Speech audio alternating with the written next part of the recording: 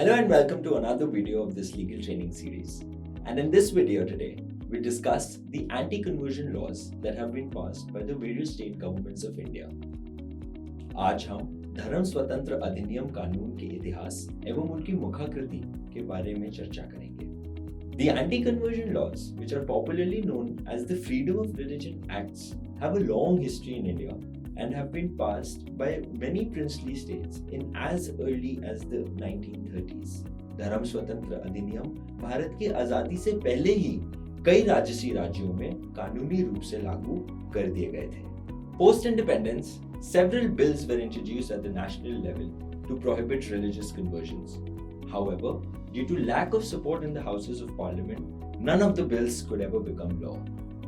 First, the Indian Conversion, Regulation and Registration Bill 1954 was introduced, which sought to enforce licensing of missionary activities and the compulsory registration of all religious conversions with government officials. This was followed by the introduction of the Backward Communities Religious Protection Bill in 1960, which sought to check conversion of Hindus to non-Indian religions, which as per the definition in the bill included Christianity, Islam, Judaism and Zoroastrianism. This was subsequently followed by the introduction of the Freedom of Religion Bill in 1979, which sought official curbs on inter-religious conversions. Bharat की आजादी के बाद एक राष्ट्रीय स्तर पर एक धर्म स्वतंत्र अधिनियम की मांग कई बार संसद में पेश की गई, परंतु बहुमत नहीं मिलने की वजह से कभी भी ये बिल कानूनी रूप में लागू नहीं हो पाए. Apart from these bills, the Niyogi Committee submitted its report on Christian missionaries' activities. Following the recommendations of the committee, the state governments of Odisha and Madhya Pradesh implemented the Freedom of Religion Acts in as early as the 1960s. उसके बाद अरुणाचल प्रदेश ने भी 1978 में Arunachal Pradesh freedom of indigenous faith act को implement कर दिया, पर उससे संबंधित रूल्स को कभी लागू नहीं किया. In the 2000s, Chhattisgarh, after disintegration from Madhya Pradesh, passed the same law in the new state, which was followed by Gujarat and Himachal Pradesh passing their own versions of the Freedom of Religion Act. The Himachal Pradesh law was challenged before the Honorable High Court, wherein the Honorable High Court was pleased to strike down few of the provisions of the Act, which we will discuss later in the video. In 2002, the Tamil Nadu State Assembly as well passed the Freedom of Religion Act, but however later repealed it amidst wide protest. सन 2017 में झारखंड ने भी झारखंड धर्म स्वतंत्र अधिनियम 2017 सख्ती से लागू कर दिया. Uttarakhand became the seventh state to have passed the freedom of religion laws. Let's now discuss what these laws aim to achieve. The Freedom of Religion Act prohibits any conversion that has been conducted by force, fraud, or allurement or inducement. The newer acts like the one in Uttarakhand and the new Himachal Pradesh Act also criminalizes conversions for marriage or the ones that have been conducted under undue influence. The law further requires that every time there is a religious conversion, the person converting and the person performing the religious ceremony of conversion has to mandatorily give a prior notice to the district authority. The district magistrate, which is the authority in most cases, must conduct an inquiry to find whether the said conversion is in violation of the law. Failure of giving such a notice attracts punishment against both the person converting and the person performing the religious ceremony of conversion. धर्म स्वतंत्र अधिनियम के अंतर्गत हर धर्मांतरण जो जोर जबरदस्ती कपटपूर्वक तरीके से या प्रलोभन या लालच के द्वारा कराया जाता है, उसे एक अपराध के रूप में घोषित करता है. इसके अलावा हर धर्मांतरण की सूचना जिला अधिकारी को देना अनिवार्य है. सूचना न देने पर दंड भी भुगतना पड़ सकता है. You must be wondering why there are so many Freedom of Religion Act for different states and not a common national one. But as you are aware, India follows a federal structure of a government wherein the central government as well as the different state governments have the power to legislate. As we've already seen in our previous videos, that fundamental rights are not absolute in nature and have reasonable restrictions attached to them. Accordingly, under Article 25, freedom of religion is subject to public order.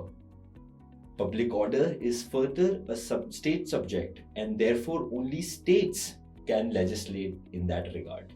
According to the Stanislaus judgment that was delivered in the year 1977, around the time when we had the emergency in place, it was held that the religious freedom does not imply the right to convert another person to one's own religion, but only to transmit or spread one's religion by an exposition of its tenets.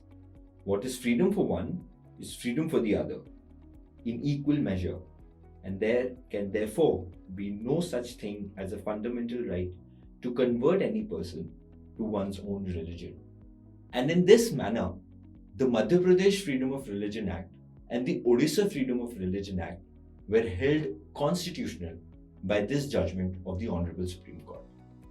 Coming to the punishment under these acts, the quantum of punishment awarded in the older acts was significantly lower than what the newer acts have passed.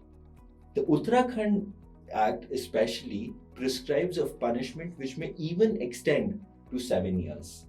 However, there are other problems with these laws that the Stanislaus judgment fails to address.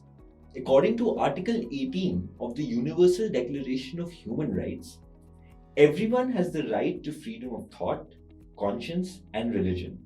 This right includes freedom to change his religion or belief.